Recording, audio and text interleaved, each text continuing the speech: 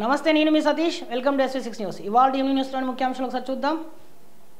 ముందుగా దిశ నకిలీ పత్రాలతోనే HCA అధ్యక్షుడిగా ఫేక్ డాక్యుమెంట్స్ సమర్పించిన Jaganmohan Rao. Gowlipura cricket club president సంతకం ఫోర్జరీ. శ్రీచక్ర నిర్వాహకులు రాజేందర్ ఆయన భార్య అరెస్ట్.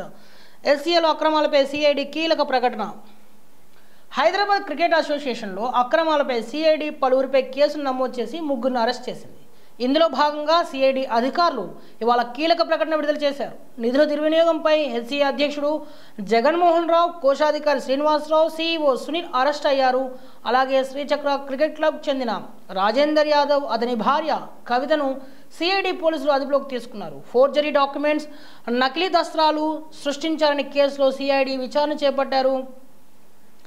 465, 468, 471, 403, 409, 420 R/W 34 IPC కింద నిందితులపై కేసు నమోదు చేశారు. శ్రీచక్ర క్రికెట్ క్లబ్ పేరుతో HCA అధ్యక్ష ఎన్నికల్లో జగన్మోహన్ రావు నకిలీ పత్రాలు సమర్పించినట్లు అధికారులు గుర్తించారు.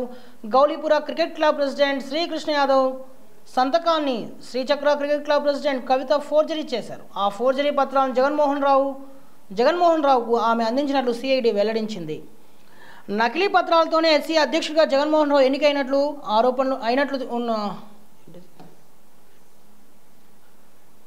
ఆరోపణలు ఉన్నాయి. అలాగే HCA నిధుల దుర్వినియోగం చేశారని అభియోగాలు ఉండగా నిధుల దుర్వినియోగంపై TCA అధ్యక్షుడు ధరం గురువారెడ్డి అనే వ్యక్తి ఇచ్చిన ఫిర్యాదుతో CID కేసులు నమోదు చేసింది. దర్యాప్తు చేపట్టి అక్రమాలు జరిగినట్టు తేల్చింది.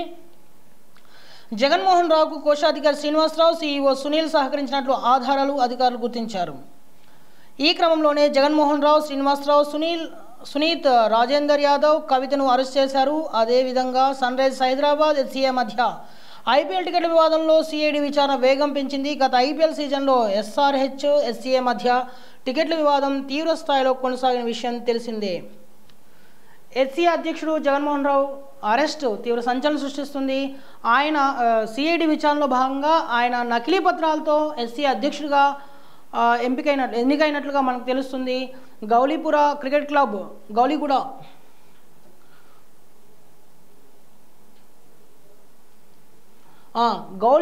గౌలీపుర క్రికెట్ క్లబ్ ప్రెసిడెంట్ సంతకాన్ని ఫోర్జరీ చేసి ఆయన ఈ పదవికి ఎన్నికైనట్టుగా మనకి కేసులు నమోదు చేశారు. ఈ కేసులో మరో ఇద్దరిని కూడా అరెస్ట్ చేశారు. శ్రీచక్ర నిర్వాహకులు రాజేందర్ యాదవ్, అతని భార్య కవితను కూడా అరెస్ట్ చేసినట్టుగా తెలుస్తోంది. అలాగే పూర్తి స్థాయిలో దీనిపై విచారణ చేపట్టింది CID ఈ కేసులో. అంతేకాకుండా గతంలోనూ HCA టికెట్ల విషయంలో అంటే సన్ రైజర్స్ హైదరాబాద్ అలాగే HCA మధ్య నెలకొన్న వివాదంపై కూడా CID పూర్తి స్థాయిలో విచారణ చేపట్టింది. దీనికి సంబంధించిన కూడా పలు ఆధారాలను సేకరిస్తున్నారు. ఈ కేసులో కూడా ఆయనపై బలమైన ఆరోపణలు ఉన్నాయి. దీనిపైన కూడా విచారణ పూర్తయితే ఈ కేసులో కూడా ఆయన నిందితుడిగా తేలే అవకాశం ఉన్నట్టుగా తెలుస్తుంది. ఇక మరో వార్తా కథనంలోకి వెళ్తే, మెదక్ ప్రజలను గాడిదలు అంటారా? KTRపై జిల్లా SP కాంగ్రెస్ నేతల ఫిర్యాదు. అనుచిత వ్యాఖ్యలపై కేసు నమోదుకు డిమాండ్. ప్రజలను అవమానించారంటూ ఆగ్రహం. మెదక్లో గాడిదలు ఉన్నాయంటూ KTR అనుచిత వ్యాఖ్యలు చేసి జిల్లా ప్రజలను అవమానించారంటూ మాజీ మంత్రి BRS వర్కింగ్ ప్రెసిడెంట్ KTRపై కాంగ్రెస్ నేతలు జిల్లా SPకి ఇవాళ ఫిర్యాదు చేశారు. ఈ సందర్భంగా మున్సిపల్ మాజీ చైర్మన్ చంద్రపాల్, కిసాన్ సెల్ జిల్లా అధ్యక్షుడు ప్రభాకర్ రావు మాట్లాడుతూ గొప్ప చరిత్ర కలిగిన మెదక్పై KTR మాట్లాడుతూ మెదక్లో గాడిదలు ఉన్నాయని ప్రజలను అగౌరవపరిచి అమర్యాదగా మాట్లాడారని ఆరోపించారు. గతంలో మంత్రిగా పనిచేసిన KTR ఒక ప్రాంతాన్ని ఇలా అవమానపరుస్తూ హేళన చేసే విధంగా మాట్లాడడం సరికాదన్నారు. కేసీఆర్ గత 10 ఏళ్ల పాలన నుంచే రాజకీయాల్లో ఇలాంటి అనుచిత వ్యాఖ్యలు చేయడం మొదలైందన్నారు. రాజకీయాల్లో ఉన్న గౌరవం తగ్గిందన్నారు. అదే తరహాలో తండ్రి వారసత్వాన్ని కొడుకు కొనసాగిస్తూ మెదక్ ప్రజలపై ఇష్టారీతిన మాట్లాడారని ఫైర్ అయ్యారు. KTRపై కేసు నమోదు చేయాలని కోరారు. వారి వెంట కాంగ్రెస్ నేతలు ఆంజనేయులు గౌడ్, శ్రీనివాస్ చౌదరి, బొజ్జ పవన్, గంగాధర్, అశోక్, ముత్యం గౌడ్, శ్రీనివాస్, శ్రీకాంత్, భారత్, రమేష్ గౌడ్, భాను, కృష్ణ తదితరులు పాల్గొన్నారు. సో మెదక్ ప్రజలను ఉద్దేశించి KTR అనుచిత వ్యాఖ్యలు చేశారంటూ ఇవాళ ఆయనపై ఫిర్యాదు చేశారు. జిల్లా SPకి ఫిర్యాదు పత్రాన్ని అందించారు. స్థానిక కాంగ్రెస్ నేతలు తీవ్ర స్థాయిలో KTRపై మండిపడ్డారు. KTR ఒక గతంలో మంత్రిగా పనిచేసిన వ్యక్తి అని, ఆయన ఒక ప్రాంతాన్ని ఉద్దేశిస్తూ ఈ విధంగా వ్యాఖ్యలు చేయడం అంటే ఖండించదగిన విషయమని, ఈ విషయంలో ఖచ్చితంగా చర్యలు తీసుకోవాలని చెప్పి వాళ్ళు డిమాండ్ చేశారు. ఇక మరో కథనంలోకి వెళ్తే, ఏజెన్సీలో పొంగిపొర్లుతున్న వాగులు, గాదిగూడకు వెళ్ళలేకపోయిన ఉద్యోగులు. ఏజెన్సీ ప్రాంతంలో ఇటీవల కురుస్తున్న వర్షాల కారణంగా వాగులు వంకలు పొంగిపొర్లుతున్నాయి. నార్నూర్ మండలంలో కడికి వాగు ఉధృతంగా ప్రవహిస్తుంది. బుధవారం గాదిగూడ గ్రామానికి వెళ్లే ఉద్యోగులు వాగు ఉధృతంగా ప్రవహిస్తుండటంతో అక్కడే ఉండిపోవాల్సి వచ్చింది. ఉట్నూరులోని నాగపూర్, పులిమడుగు, దంతన్పల్లి, నర్సాపూర్ జేతో పాటు ఇంద్రవెల్లి, గాదిగూడ, జైనూర్, సిర్పూర్ తదితర మండలాల్లో వాగులు వంకలు పొంగి పొర్లుతున్నాయి. ప్రజలు అప్రమత్తంగా ఉండాలని అధికారులు సూచిస్తున్నారు. సో వర్షాల వల్ల ఏజెన్సీ ప్రాంతాలు తీవ్రంగా ఇబ్బందులు పడుతున్నారు స్థానిక ప్రజలందరూ కూడా.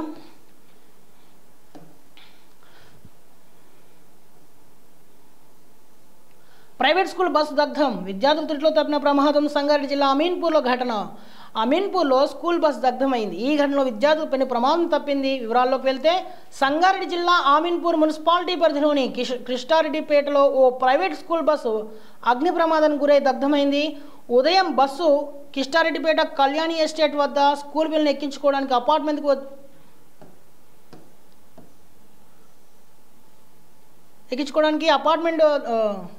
ఉదయం బస్సు కిష్టారెడ్డిపేట కళ్యాణి ఎస్టేట్ వద్ద స్కూల్ పిల్లల్ని ఎక్కించుకోవడానికి అపార్ట్మెంట్ వద్దకు వెళ్ళింది. అక్కడ పిల్లలను బస్సు ఎక్కించే సమయంలో బస్సు కింద మంటలు వచ్చినట్లు అక్కడ ఉన్న వాచ్మెన్ గమనించి డ్రైవర్కు సమాచారం అందించాడు. వెంటనే అప్రమత్తమైన బస్సు డ్రైవర్ అందులో ఉన్న పిల్లలందరినీ కిందకు దింపేశాడు.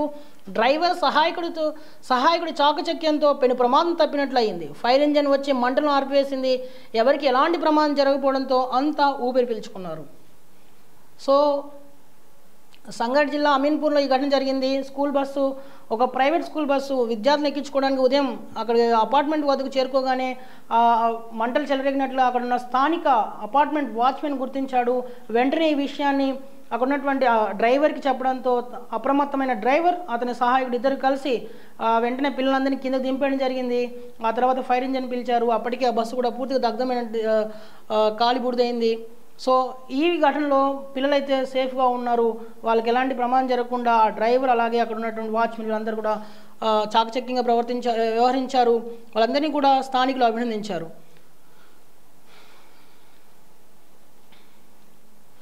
వేధింపులపై మౌనం వీడాలి, మహిళలు ధైర్యంగా ఫిర్యాదు చేయాలి. సిద్దిపేట పోలీస్ కమిషనర్ అనురాధ సూచన. మహిళలు, యువతులు, పిల్లలను ఎవరైనా వేధింపులు గురి చేస్తే మౌనం వీడి ధైర్యంగా పోలీసులు ఫిర్యాదు చేయాలని సిద్దిపేట పోలీస్ కమిషనర్ అనురాధ సూచించారు. మహిళల రక్షణ గురించి తీసుకుంటున్న చర్యలపై ఆమె ఇవాళ కమిషనర్ కార్యాలయంలో షీ టీం భరోసా సిబ్బందితో సమీక్షా సమావేశం నిర్వహించారు. ఈ సందర్భంగా సిపి మాట్లాడుతూ ఈవ్ టీజింగ్ జరిగే హాట్స్పాట్స్ వద్ద ప్రత్యేక నిఘా ఉంచాలన్నారు. స్కూల్స్, కాలేజీల్లో మహిళల రక్షణ చట్టాల గురించి అవగాహన కల్పించాలన్నారు. భరోసా సెంటర్ సిబ్బంది తరచుగా షీ టీం గురించి అవగాహన కల్పించాలన్నారు. ఈ కార్యక్రమంలో పాల్గొని అమ్మాయిలకు అందిస్తున్న సేవల గురించి వివరించాలని సూచించారు. మైనర్లు జంటగా కనబడితే కౌన్సిలింగ్ ఇవ్వాలన్నారు. ఫిర్యాదు బాక్స్లో వచ్చిన దరఖాస్తులను వెంటనే పరిష్కరించాలని కమిషనర్ ఆదేశించారు. షీ టీమ్స్ మహిళలకు, బాలికలకు రక్షణ కవచంగా పనిచేయాలన్నారు. కార్యక్రమంలో మహిళా police station inspector Durga, SP inspector Kiran, anti human trafficking inspector Malesham Goud, Siddipet, Gajwel, Husnabad 3 డివిజన్ల షీ టీం, భరోసా సెంటర్ సిబ్బంది పాల్గొన్నారు. సో వేధింపులకు గురవుతున్నటువంటి మహిళలు కానీ, లేకపోతే యువతులు కానీ, లేకపోతే బాలికలు కానీ, పిల్లలు కానీ ఎవరైనా సరే వాళ్ళు స్పందించి వెంటనే ఫిర్యాదు చేయాలని చెప్పి సిద్దిపేట పోలీస్ కమిషనర్ సూచించారు. ఈ విషయంలో తక్షణ చర్యలు ఉంటాయని, ఫిర్యాదు బాక్సులకు సంబంధించి కూడా ఎవరైనా ఫిర్యాదు చేస్తే వాటిని వెంటనే గమనించి వాటిపై కూడా చర్యలు తీసుకోవాలని తన సిబ్బందిని ఆదేశించారు. ఇవాళ జరిగినటువంటి సమావేశంలో ఈ కీలక అంశంపై చర్చించారు. షీ టీమ్స్ ఎప్పుడు కూడా అంటే ఎక్కడైతే హాట్స్పాట్స్ ఉంటాయో, ఎవరైతే యూత్ అంటే ఎక్కువగా అంటే ఎవరైతే పోకిరి అడ్డాగా ఉంటాయో వాటిని గమనించి అక్కడ ప్రత్యేకమైన చర్యలు చేపడితే అక్కడ ఉన్నటువంటి మహిళలు కానీ, యువతులు కానీ, లేకపోతే పిల్లలు కానీ సేఫ్గా ఉండే అవకాశం ఉంటుందని చెప్పి అనురాధ సూచించారు. ఉన్నటువంటి పోలీస్ సిబ్బంది అందరికీ కూడా ఆమె తగిన సూచనలు చేశారు. ఎలాంటి అంటే నిర్లక్ష్యం లేకుండా వెంటనే స్పందించి వారికి అండగా ఉండాల్సిన బాధ్యత పోలీస్ శాఖపై ఉంటుందని చెప్పి ఆమె అన్నారు.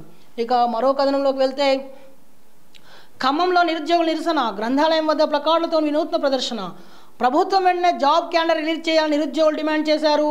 ఇవాళ ఖమ్మం జిల్లా కేంద్ర గ్రంథాలయం వద్ద రాష్ట్ర ప్రభుత్వానికి వ్యతిరేకంగా నిరుద్యోగులు నిరసన చేపట్టారు. గ్రామ పరిపాలనా అధికారి పోస్టులను వెంటనే భర్తీ చేయాలని కోరారు. ప్లకార్డు ప్రదర్శిస్తూ జాబ్ క్యాలెండర్ వెంటనే విడుదల చేయాలని ప్రభుత్వాన్ని విజ్ఞప్తి చేశారు. ఇటీవలే ప్రభుత్వం వీఆర్ఓలతో గ్రామ పరిపాలన అధికారుల పోస్టులను రాతపరీక్ష ద్వారా ఎంపిక చేసిందని, మళ్ళీ నిన్న మిగిలి ఉన్న పోస్టులను కూడా వీఆర్ఓ ద్వారా నింపుతున్నట్లు నోటిఫికేషన్ విడుదల చేసిందని, వెంటనే దీన్ని నిలిపివేయాలని డిమాండ్ చేశారు. వెంటనే ప్రభుత్వం జీపీఓ పోస్టులను టీఎస్పీఎస్పీ ద్వారా భర్తీ చేయాలని కోరారు. ఈ కార్యక్రమంలో కొండలరావు, నరసింహాచారి, సర్వేష్, ధర్గేష్, రమేష్, సంపత్, శ్రీనివాస్ రెడ్డి, నాగేశ్వరరావు, రాజేష్ నాయక్, పుష్ప, మమత తదితరులు పాల్గొన్నారు. సో వీఆర్ఓ అంటే గ్రామ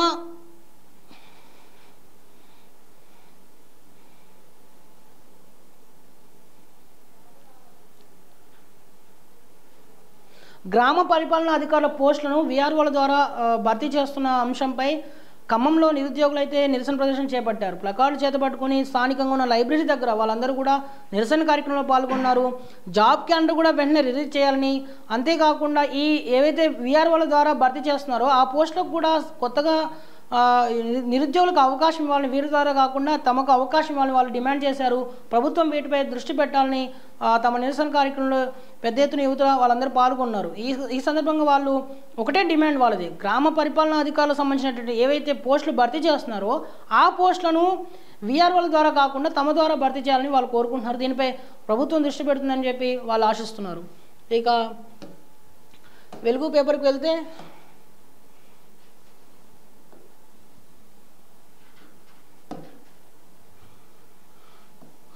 వెలుగు 5 PM బులెటిన్ చూసుకుంటే, చెత్తా చెదారంతో కలిస్తేనే రాజకీయాల్లో పనికొస్తారు. మా పార్టీ సింబల్ కమలం కూడా బురదలోనే ఉంటుంది, కానీ బురదను అంటించుకోదు. మాంసం తినేవారితో, మందు తాగేవారితో కలవమంటే పార్టీకి నష్టం. నిజాయితీ పరులు దేశ సేవ కోసం ఎన్జీఓలో చేరొచ్చు.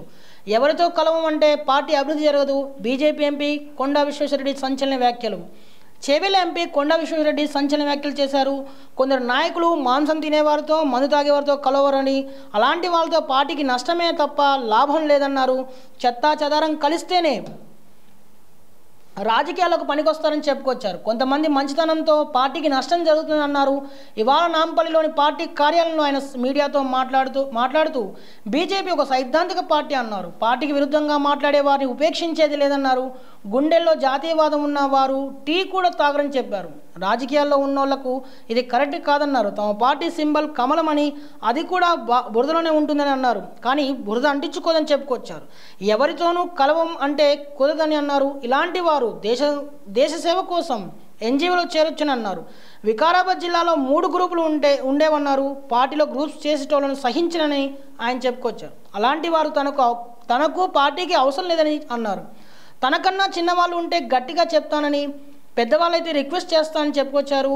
పార్టీకి విరుద్ధంగా మాట్లాడే వారిని ఉపేక్షించేది లేదన్నారు. పార్టీ కింద నుంచి నిర్మాణం జరగాలంటే అందరితో కలవాలని చెప్పి ఆయన అన్నారు.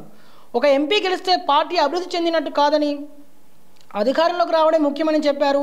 భారతదేశంలోకి 4 కోట్ల మంది రోహింగ్యాలు అక్రమంగా చొరబడ్డారని, ఇందులో 20 లక్షల మంది వరకు తెలంగాణలో ఉంటారని అన్నారు. దేశంలో వరి ఉత్పత్తి బాగా పెరిగిందని, తెలంగాణలో వానలు, యూరియా వల్ల దిగుబడి పెరిగిందని చెప్పారు. ఇలాంటి యూరియా వరిని ఎంకరేజ్ చేయొద్దని చెప్పారు. రాష్ట్ర జనాభాకు 45 లక్షల టన్నుల వరి అవసరమైతే 2 కోట్ల టన్నుల వరి పండిస్తున్నామని చెప్పుకొచ్చారు. మిల్లెట్స్ ఎక్కువగా పండించాలని కోరారు. ఫాతిమా కాలేజీ భవనం కూల్చివేత అంశంపై కూడా మాట్లాడారు. పేద హిందువుల టార్గెట్గా హైడ్రా పనిచేస్తుందని చెప్పారు. ఎంఐఎం జోలికి పోయే సత్తా హైడ్రాకు లేదని ఆయన తీవ్ర స్థాయిలో వ్యాఖ్యానించారు. సో ఆయన చేస్తున్నటువంటి వ్యాఖ్యలు అయితే తీవ్ర సంచలనం సృష్టిస్తున్నాయి. దీనిపైన మనతో మాట్లాడడానికి బీజేపీ రాష్ట్ర లీగల్ సెల్ కన్వీనర్ శ్రీశైలం గారు అందుబాటులో ఉన్నారు. వారితో ఒకసారి మాట్లాడదాం. నమస్తే శ్రీశైలం గారు, నేను సతీష్. నమస్తే సార్. నమస్తే అండి సతీష్ గారు. అయితే ఇవాళ నాంపల్లి రాష్ట్ర ప్రధాన కార్యాలయంలో కొండా విశ్వేశ్వరరెడ్డి గారు మాట్లాడుతూ ఆయన చేసిన వ్యాఖ్యలు ఏంటంటే, మీకు తెలిసే ఉండొచ్చు ఈ పాటికే.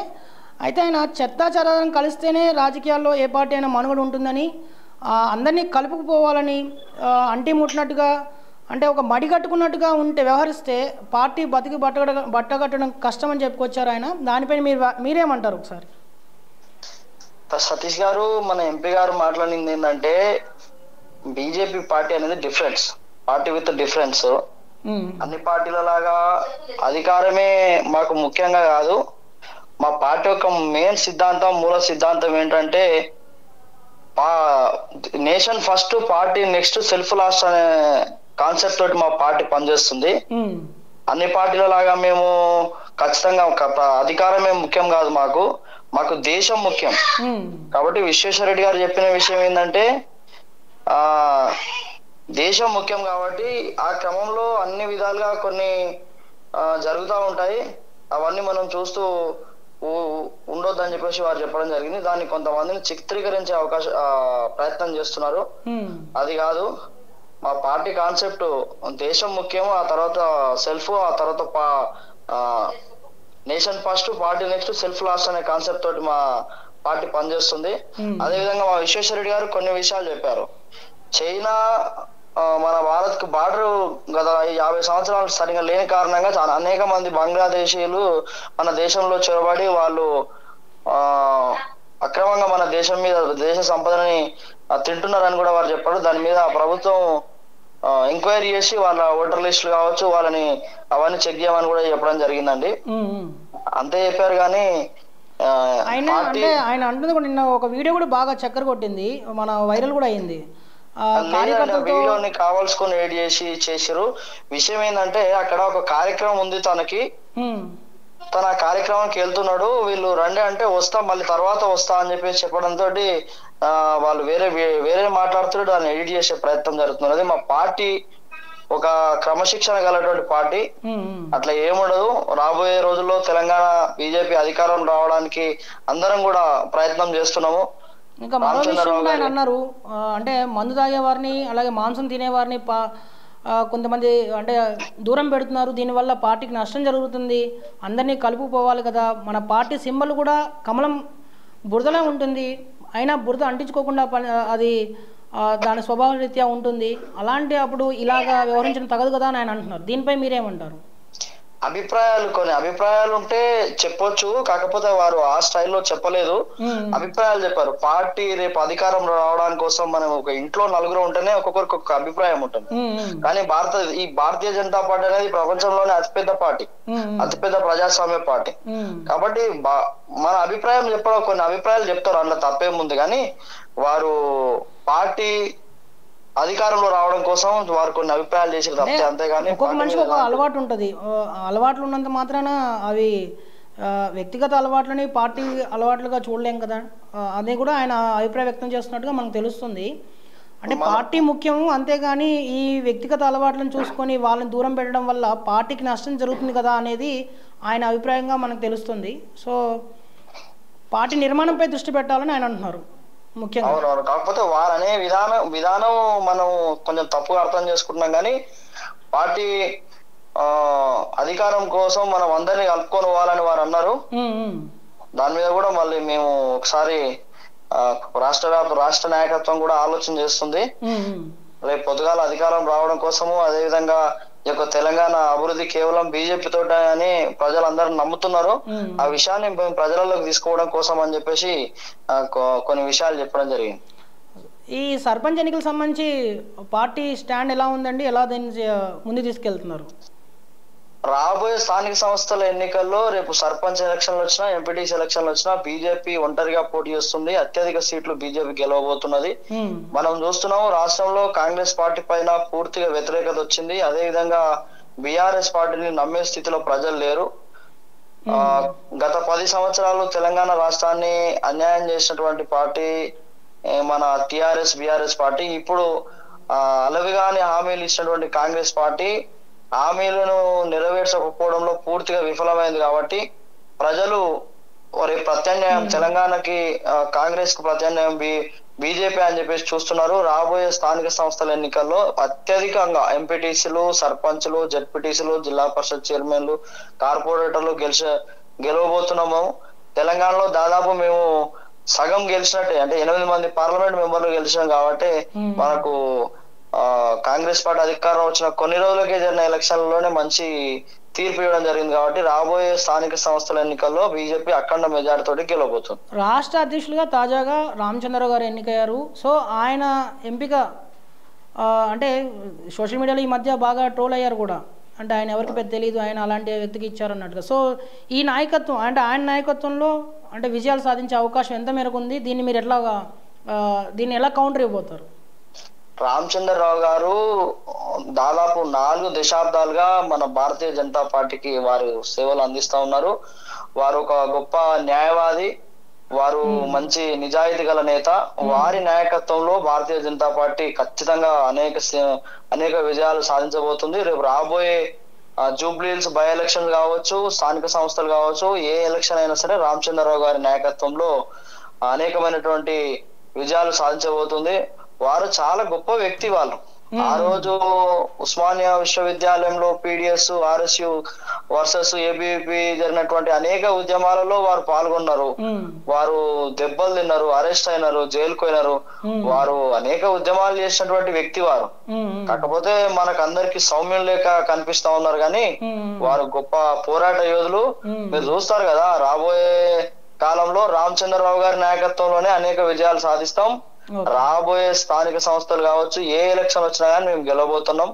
నెక్స్ట్ వచ్చే అసెంబ్లీ ఎన్నికల్లో ఖచ్చితంగా భారతీయ జనతా పార్టీ తెలంగాణలోకి అధికారంలోకి రాబోతుంది. ఓకే, థ్యాంక్ యూ శ్రీశైలం గారు. Thank you Satish sir. ఘనంగా గురు పౌర్ణమి సాయిబాబా ఆలయాల్లో గురు పౌర్ణమి సందడి నెలకొంది. గురువారం తెల్లవారుజాము నుంచే సాయిబాబాను దర్శించుకునేందుకు భక్తులు క్యూ కట్టారు. దీంతో ఆలయాలన్నిటి భక్తులతో రద్దీగా మారిపోయాయి. వేకువజాము నుంచే భక్తులు పెద్ద ఎత్తున ఆలయాలు చేరుకుని సాయిబాబాను దర్శించుకుంటున్నారు. నల్లగొండ, నిజామాబాద్, జగిత్యాల, ఖమ్మం, వరంగల్, దిల్సుఖ్ నగర్, పంజాగుట్టతో పాటు హైదరాబాద్లోని సాయిబాబా ఆలయాలు ప్రత్యేక పూజలు నిర్వహించారు. సాయినాథుడి దర్శనం కోసం బారులు తీరారు. వేదవ్యాసం జన్మదినం ఆషాఢ శుద్ధ పౌర్ణమి రోజు గురు పౌర్ణమిగా పేర్కొంటారు. ఈ రోజున గురువులను పూజించడం ఆనవాయితీగా వస్తుంది. ఈవేళ దత్తాత్రేయుడు, జగద్గురు శంకరాచార్య ఆలయాలను భక్తులు దర్శించుకుని ప్రత్యేక పూజలు చేస్తున్నారు. సో ఇవి ఇవాల్టి ముఖ్యాంశాలు. మరో రోజు మళ్ళీ కలుద్దాం. ధన్యవాదాలు.